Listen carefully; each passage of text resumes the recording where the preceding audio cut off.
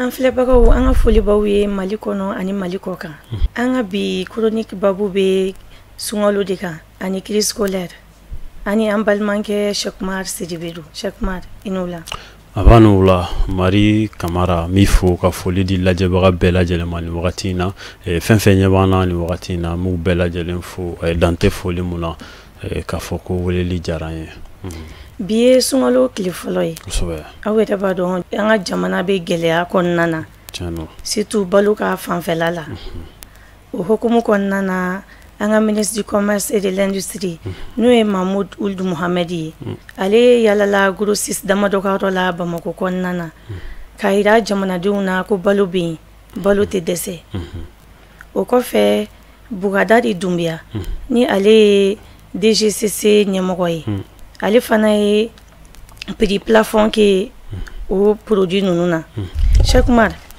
est-ce que o prix ninnu olu abordable non? Kosɛbɛ Marie Camara mi fo kosɛbɛ ko kura ni ye ministre du commerce et de l'industrie fo ka taa se Bougadari Doumbia ma n'o ale DGCC direction min ni a ɲɛsin no prix ko ma an ka da dumuni sɔngɔ ko fo ka taa se dumuni fɛn wɛrɛw ma ni fɛn fɛn bɛ feerefɛnw ko fɔ an ka jamana kɔnɔ yan nɔ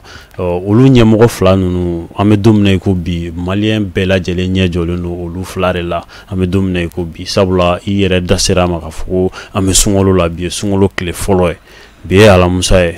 marisi kalo tile 23 san 2023 donc n'i ye a ta k'a lajɛ dans l'ensemble Mali mumɛ bɛɛ lajɛlen ɲɛ jɔlen don ministre du commerce ani DGCC ɲɛmɔgɔ de la o de la ɲani sunkalo ka se DGCC ɲɛmɔgɔ ni o ye Bougadari Doumbia ale kɔni bɔra ka laseli kɛ k'a yira k'a fɔ ko sɔngɔw tɛ nana gɛlɛya bon kunun fana ministre fana yalala entrepôt ni dépôt dɔw la k'a yira fana k'a fɔ ko fɛn minnu bɛ yen nɔ da dumuni fɛn minnu bɛ yen k'a fɔ ni kuma caman ni a gɛlɛya bɛ jamanadenw sɔrɔ k'a fɔ ko nin bɛɛ lajɛlen bɛ yen nɔ a ka can a bɛ mɔgɔw bɔ fana fo ka taa fɔ ko sunkalo banna donc an b'a jigiya k'a fɔ ko o kuma kɔni ko nɔgɔ t'a la tiɲɛ don nka mun bɛna kɛ gɛlɛya ye an bɛ don min na i ko bi i ye prix plafond min fɔ ni DGCC mɔgɔw ye a sigi o prix plafond ninnu yala prix ninnu u bɛ bɛn dugudenw ma i b'a fɔ i yɛrɛ y'a fɔ cogo min est-ce que c'est abordable parce que prix ninnu n'i y'u ta k'a lajɛ i b'a ye kuma caman na ni an ka jamana ɲɛmɔgɔw ye prix fixé n'i taara terrain kan k'i bɛ taa sanni kɛ i b'a ye k'a fɔ prix ninnu tɛ kelen danfaraba b'u cɛ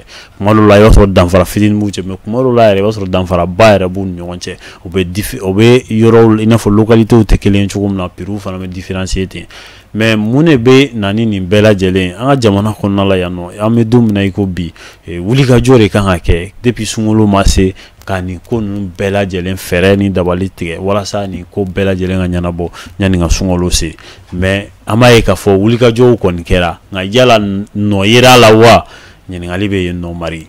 parce que nɔ yera la cogo di an bɛ se k'o ɲininkali k'an yɛrɛ la parce que u ye prix mun fɔ nin bɛɛ lajɛlen nin ka ca malidenw ma nin ka ca maliyɛnw ma n'i ye sɔrɔw ta k'a lajɛ mɔgɔw bɛ sara da mun na n'i y'o ta k'a lajɛ ani mɔgɔw yɛrɛ minnu tɛ sara kalo la minnu bɛ u dahirimɛ ɲini diɲɛ don o don olu bɛ wari minnu sɔrɔ yala nin prix ninnu u na se ka sanni kɛ ka wasa wa o bɛɛ ye gɛlɛyaw ye minnu ni mɔgɔ kan k'i yɛrɛ ɲininka a la o de la i b'a ye k'a fɔ san o san sunkalo fɛ mɔgɔw kɔni bɛ kule o ye laada ye nka ɲinan ta bolofa fana bɛ a kan sabula gɛlɛya nana don gɛlɛya kɔnɔ an ka jamana bɛ crise min na ni o ye crise sécuritaire o ma dogo mɔgɔ si la mɔgɔ caman bɛ yen minnu bɔra u place la ka taga yɔrɔ wɛrɛw la donc nin bɛɛ lajɛlen gɛlɛyaw bɛ yen hali ni e ma déplacer i b'a sɔrɔ i somɔgɔ dɔ déplacer o gɛlɛya bɛ yen kan o donni bɛ yen kan donc n'a fɔra ko sunkalo fana sera o étape fana na ka mɔgɔw to gɛlɛya kɔnɔ ko fɛnw fana sɔngɔ gɛlɛyara ka se o niveau ma tuguni tiɲɛ yɛrɛ la a bɛ mɔgɔ gan i kamana la Mari. Cheick-Oumar e yɛrɛ fɛ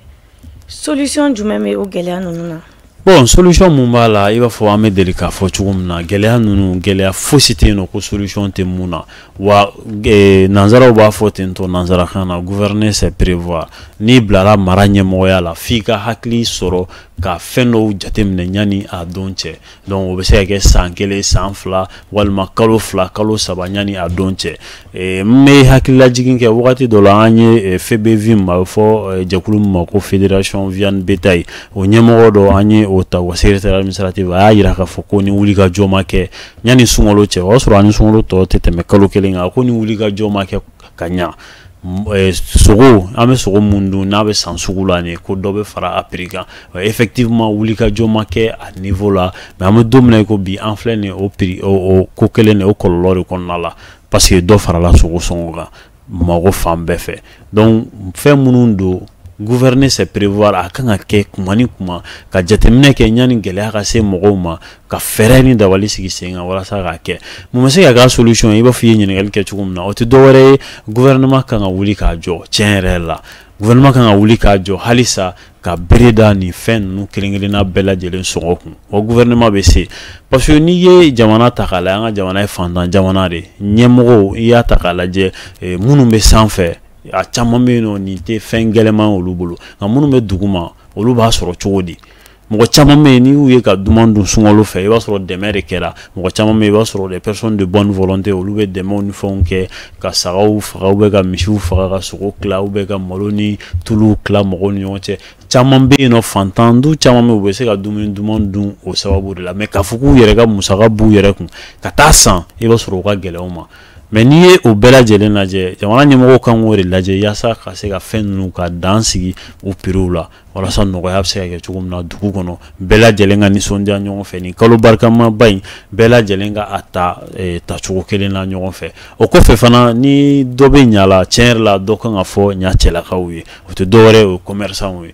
commerçant ni e bilara e ye commerçant ye n'i taara fɛn ta sɔngɔ mun na tiɲɛ yɛrɛ la a man kan i kana sɔngɔ sugu dɔ da fɛnw kan o de la hali i ye DGCC mun fɔ nin u ye communiqué kɛ a mɛnna k'a yira commerçant na k'a fɔ ko tiɲɛ yɛrɛ la mɔgɔ si kana dantɛmɛ sɔngɔ k'o yɛlɛ i ka feerefɛnw kan parce que tiɲɛ yɛrɛ la n'i y'a kɛ a bɛ kɛ gɛlɛya ye jamanadenw ma donc o gɛlɛya ni a sera jamanaden kelen ma a sera bɛɛ de ma donc ni mɔgɔ o mɔgɔ i bɛ yen nɔ k'a fɔ ko i bɛ gɛlɛya ta ka i ka jamanadenw sɛgɛrɛ tiɲɛ yɛrɛ la i b'a ye k'a fɔ hali diinɛ ta fanfɛla la i ka kisa ka gɛlɛn parce que n'i ye nin commerçant fɛn fɛn ta k'a lajɛ ni mun tɛ silamɛ o ye chrétien ou bien o bɛ diinɛ dɔ kɔnɔna na donc diinɛ foyi tɛ yen nɔ mun bɛ gɛlɛya ko fɔ diinɛ foyi tɛ yen nɔ mun b'a fɔ ko an ka fɛnw gɛlɛya ɲɔgɔn ma diinɛ bɛɛ bɛ nɔgɔya de ko fɔ donc ni diinɛ bɛɛ bɛ nɔgɔya ko fɔ e bɛ diinɛ mun na i bɛ fɛnw gɛlɛya mɔgɔw ma e bɛ taa gɛlɛya ta ka mɔgɔw sɛgɛrɛ ka tila ka malo ou sukaro san ka taga n'a ye misiri la ça sert à quoi i t'a nɔgɔya siɲɛ kelen ou bien e bɛ tila ka tapi san ka taga n'a ye misiri la o bɛ mun nafa ɲa donc mun ka nɔgɔ an bɛɛ ma an ka taga o sira fɛ o de ɲɔgɔn tɛ moi je pense que DGCC ye message mun passé c'était très clair a ye fɛnw nɔgɔya k'a kɛ prix abordable ye c'est mieux pour nous tous o de ka nɔgɔ an bɛɛ lajɛlen ma donc ni an tagar'o sira fɛ tiɲɛ yɛrɛ la a ko bɛ nɔgɔya nka mɔgɔ kana kɛ fɛn kunna ka tila ka dɛsɛ o fɛn na fana ni o ye jamana ɲɛmɔgɔw ye tiɲɛ yɛrɛ la n'i y'a mɛn commerçant n'i y'a mɛn jula n'i y'a mɛn grossiste n'i y'a mɛn détaillant nin bɛɛ lajɛlen bɛ État de ka hukumu kɔnɔna la jamana ɲɛmɔgɔw ka hukumu kɔnɔna la donc n'olu fana y'u jɔ u jɔyɔrɔ la tiɲɛ yɛrɛ la ka mesure caman bɛ yen k'u ta ka ɲankili busan ta a ka ca Ala fɛ nin ko caman bɛ nɔgɔya an hakili bɛ nɔgɔya min na o bɛ kɛ an bɛna an da tun crise scolaire fana na nin y'a dɔgɔkun fila ye lycée privé o promoteur ani professionnel olu bɛ grève la o grève nin kun i bɛ se k'o fɔ an ye kosɛbɛ i b'a fɔ u yɛrɛ ye communiqué kɛ sabula association b'u bolo jɛkulu bɛ école privée ni o ye établissement privé ye lycée bɛ dɔw bolo école professionnelle bɛ dɔw bolo nka ani bɛɛ lajɛlen camancɛ kalan de DEF kɔfɛ i bɛ kalan mun kɛ yanni ka se université la grève in b'o olu de concerné nka hali n'a sɔrɔ sanfɛ kalanso dɔw bɛ yen nɔ minnu enseignants fana bɛ grève la olu fana bɛ yen nɔ olu fana y'u ka grève déclaré nin dɔgɔkun daminɛ in na nka dɔgɔkun tɛmɛlen fo ka na se nin dɔgɔkun ma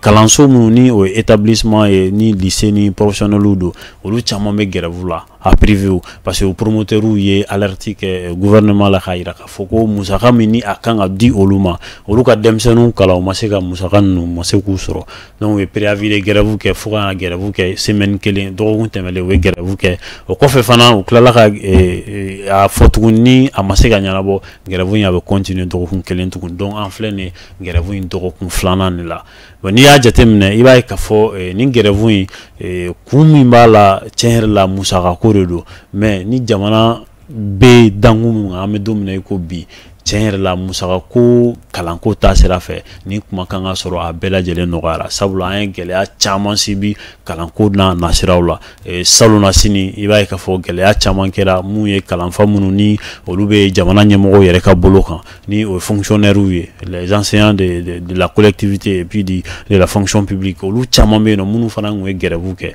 o kɛra sababu ye ka kalan ka sonsori kosɛbɛ o kɛra sababu ye ka gɛlɛya caman lase kalan ma bon n'a fɔra ɲinan tuguni mɔgɔ caman nisɔndiyara k'a fɔ ko kalan kɔni tiɲɛ yɛrɛ la a daminɛla hɛrɛ la camancɛ fana o bɛ ka kɛ hɛrɛ la mais kalan ma ka se a kuncɛyɔrɔ ma tiɲɛ yɛrɛ la k'a fɔ ko ni gɛrɛw sugu ka kɛ a ma nɔgɔn a bɛ ekɔlidenw pénaliser wa fo ka taa se enseignants yɛrɛ ma sabula promoteurs de ka gɛrɛw don enseignants minnu fana bɛ privé la enseignants de don comme i n'a fɔ enseignants tɔw donc maintenant u bɛna na sara cogo di u bɛna na balo cogo di sabula ni caman bɛ enseignants caman bɛ minnu bɛ baara kɛ émargement de la i b'a sɔrɔ n'u ye heure mun kɛ u b'o signer semaine fila grève n'o kɛra e bɛ mun émarger donc ça veut dire que semaine fila kɔni o wari o taara k'e to d'office Marie. Mais chaque mois an ka denmisɛnninw yɛrɛ dun nin tɛna jouer ka kalanko kan kosɛbɛ Marie a bɛ jouer ka kalan kan kosɛbɛ parce que semaine fila kalan tɛ kɛ fo ni mun ye i wakiliw kɛ i ka denmisɛnninw ye kosɛbɛ ka cours privé d'u ma walima ka u coincer ka fɛɛrɛ ni dabali tigɛ sen kan walasa u bɛ se ka kalan kɛ cogo min na surtout minnu bɛ examen classes la minnu bɛ bac la ɲɛna a bɛ kɛ gɛlɛya ye kosɛbɛ olu ma sabula semaine kelen yɛrɛ ni o bilala k'i to examen classe la matière dɔw bɛ yen olu ba man di hali heure yɛrɛ normal la kuma tɛ k'a fɔ ko semaine kelen semaine fila bilala ka kɛ grève y'a sababu ye donc i b'a ye k'a fɔ a bɛna gɛlɛya caman de lase denmisɛnninw ma kosɛbɛ niveau ko ta fanfɛla la fo ka taa se examen yɛrɛ affronteli ma sabula n'i ye bac ta k'a lajɛ bac bɛ préparer depuis le premier jour de la rentrée depuis o don de i bɛ bac préparer daminɛ don o don fo ka taa se bac yɛrɛ ma mais n'a fɔra ko semaine fila aw y'o kɛ grève la a ma nɔgɔn donc jamana ɲɛmɔgɔw interpellé don tiɲɛ yɛrɛ la depuis ni grève in fana daminɛla mɔgɔ ma kuma mɛn mun bɛ se ka mɔgɔ jigi sigi fo ka kɛ mɔgɔ dɔw yɛrɛ ɲɛna k'a fɔ ko est-ce que minnu bɛ privé bolo kan lycée privé ninnu na est-ce que olu yɛrɛ fana jatelen don jamanaden dɔw ye wa denmisɛnninw fo ka taa se a karamɔgɔw ma nka nin bɛɛ lajɛlen na nin bɛɛ ye tɔɲɔlen de kalanden fara karamɔgɔ kan école privée la. Cheikh Oumar e yɛrɛ fɛ nin ye jɔn ka faute ye? Bon, faute responsabilité n'i y'a ta k'a lajɛ jamana ɲɛmɔgɔw nɔba b'a la sabula n'i ye kow lajɛ i b'a ye k'a fɔ san o san budget de bɛ bɔ k'a fɔ nin ye nin musaka ye nin bɛ di nin wagati nin bɛ di nin wagati nin bɛɛ lajɛlen prévulen don ni foyi tɛ yen nɔ k'a fɔ ko min ko i bɛ wuli sɔgɔmada fɛ k'i ɲɛ ko dɔrɔn k'a fɔ k'i bɛ wari ta k'a di ni nisɔndiyara i bɛ wari ta k'a di nin si tɛ ten tɔ nin bɛɛ lajɛlen jamana ko o ko a bɛɛ bɛ prévoir de yanni a don cɛ. Donc i b'a sɔrɔ sariya gafew de b'u bɛɛ fana na a di cogo ni a di wagati la donc ni a ma ɲɛ k'a fɔ dɔw bɛ ka kɛlɛ de kɛ u ka hakɛ nɔfɛ u dun ka hakɛ de don jamana de k'a b'a d'u ma donc ni jamana k'a b'a d'u ma a k'a d'u ma u ka baara kɛ mais ni olu tora k'u ka hakɛ kɔnɔ chaque fois u b'u ka hakɛ kɔnɔ tiɲɛ yɛrɛ la o ye gɛlɛyaba ye o de la responsabilité an t'a da mɔgɔ si kun ni jamana marabagaw tɛ an bɛ don min na i ko bi mais o fana kɔfɛ tiɲɛ yɛrɛ la fɛn dɔ fana bɛ yen nɔ f'an fana ka mun faamu an ni ɲɔgɔn cɛ par exemple grève ko in filɛ nin ye service minimum o kan ka se ka kɛ yaasa ka se ka mɔgɔw dépanner ɲani grève ka ban an y'a ye k'a fɔ ni grève in na tiɲɛ yɛrɛ la ni o fana sera ka kɛ hali promoteur fɛ o fana ka ɲi kosɛbɛ parce que minnu bɛ examen classe la gɛlɛya fanba ye olu de ta ye hali n'a kɛra matière principale n'u bɛ se k'olu enseigner kun sabula éducation aussi c'est un droit pour les élèves u fana ka hakɛ de don donc école promoteur kan donc wajibi jamana y'a kalifa promoteur fana kɛlen don k'olu ta olu bɛ kalan kɛ donc i n'a fɔ fɛnw tugutugulen don ɲɔgɔn na donc ni a ma ɲɛ k'a fɔ ko dɔ ye jɛ i ka hakɛ la donc i fana man ka dɔ ka hakɛ bɛɛ minɛ a la ni o ye écoleden ou bien ni o ye maître mun b'i bolo baara la ye donc a mana kɛ cogo o cogo i kan ka part dɔ bila olu fana ye yaasa olu fana na lafiyada dɔ sɔrɔ Marie. Cheikh Oumar an ka chronique question laban o ye e yɛrɛ fɛ solution jumɛn bɛ nin ko in na? Bon, solution min bɛ nin ko la dɔrɔn u ka mɔgɔw ka hakɛ k'a d'u ma sabula jamana o jamana kɔnɔna la k'a fɔ ko mɔgɔw ka hakɛ bɛ tarakiw la tiɲɛ yɛrɛ la Marie i b'a ye k'a fɔ a jamana ko a kuma ka ca wa hali Ala yɛrɛ ka dɛmɛ a ka gɛlɛn o jamana a ka se o jamana in ma sabula n'i y'a mɛn Ala b'i dɛmɛ o k'a sɔrɔ i yɛrɛ fana ye wuli ka jɔ kɛ i ye ŋaniya ɲuman ta k'i mɔgɔ ɲɔgɔn sɛgɛrɛ nka i bɛ ɲɛmɔgɔya la bi tiɲɛ don nka minnu bɛ ka baara kɛ ye i fana i tɛ yen nɔ i yɛrɛ i bɛ yen olu de ye donc n'i y'a mɛn ɲɛmɔgɔ kɔmɔgɔ de don donc bɛɛ lajɛlen ka baara kɛ ka taa jamana ka hɛrɛ sira fɛ surtout an bɛ période mun na i b'a fɔ sisan ni o ye transition ye crise sécuritaire bɛ yen mɔgɔw dusu kasilen don gɛlɛya bɛ mɔgɔw kan donc ni a ma ɲɛ k'a fɔ ko gɛlɛyaw bɛ mɔgɔw kan tiɲɛ yɛrɛ la a man kan bilen mɔgɔw ka hakɛ mun bɛ jamana ɲɛmɔgɔw fɛ mɔgɔw ka hakɛ mun bɛ jamana yɛrɛ fɛ tiɲɛ yɛrɛ la o ka ndaraki ou bien o ka bila retard la cogo sugu dɔ la sabula école privée fɛn fɛn bɛ yen nɔ n'i ye a ta k'a lajɛ i b'a sɔrɔ mɔgɔw de bɛ kalan kɛ a kɔnɔ ni olu bɛ privé ka bolo kan donc u sara fana bɛ bɔ promoteur ninnu de bolo donc ni e sara bɛ bɔ promoteur bolo promoteur yɛrɛ ma wari sɔrɔ donc a tɛna se k'e sara mais sunkalo mun selen filɛ nin ye i bɛna kɛ cogo di un enseignant i bɛ établissement privé la i b'a kɛ cogo di bi Mari bi ye sunkalo daminɛ i bɛ sun tigɛ cogo di donc i bɛ obligé i bɛ juru de ta donc e bɛ juru ta e bɛ ka juru ta mais i tɛ ka sara parce que e bɛ balo émargement na a caman bɛ yen nɔ minnu bɛ yen nɔ k'a fɔ ko n'u m'a émarger k'u tɛ sara o caman de bɛ yen a tɛ ban yɛrɛ bon écoledenw fana ka part la même chose e bɛ examen classe la semaine kelen semaine fila histoire géo tɛ ka kɛ ou bien mati tɛ ka k'e kun i bɛna mun de kɛ examen la e ni mɔgɔ wɛrɛ minnu bɛna taa ɲɔgɔn affronter olu ye san mun bɛɛ kɛ kalan na donc ministre de l'éducation nationale tiɲɛ yɛrɛ la a kan ka a hakili to nin yɔrɔ la kosɛbɛ salon examen mɔgɔ caman ye tɛgɛrɛ fɔ a kun mais an bɛ don min na i ko bi gɛlɛya kelenw ma ka na n'a fɔra ko dɔ tigɛ kora tulu la dɔ tigɛ ka ko ji la ko ni mun jara mun ye o k'a sigi ka to dun mun tigɛ kora tulu la o ta bɛ sɔn ka kɛ gɛlɛya yɛrɛ Mari voilà o de la an b'a ɲini ɲɛmɔgɔ fɛ tiɲɛ yɛrɛ la u ka mɔgɔw ka hakɛ ka d'u ma ni o ye établissement privéw ye c'est comme u ka se ka kalan kɛ denmisɛnninw kun an ka laɲini tɛ dɔwɛrɛ foyi ye maliden kelen-kelen bɛɛ bɛ se ka bila i ka hakɛ kɔnɔ cogo min na sabula denmisɛnninw y'an bɛɛ de jɛ ye a bɛ fɔ fana jamana sini ɲɛsigi ye denmisɛnninw de ye donc ni olu ka hadamadenya ni olu ka kalanko n'a bɛ ka don galama la an ɲɛna tiɲɛ yɛrɛ la a ka gɛlɛn an fana k'an sigi ka an ɲɛ tugu a kan. Cheikh Umar i ni ce an b'an ka bi chronique bila a diyara an ye n b'i yɛrɛ fo kosɛbɛ.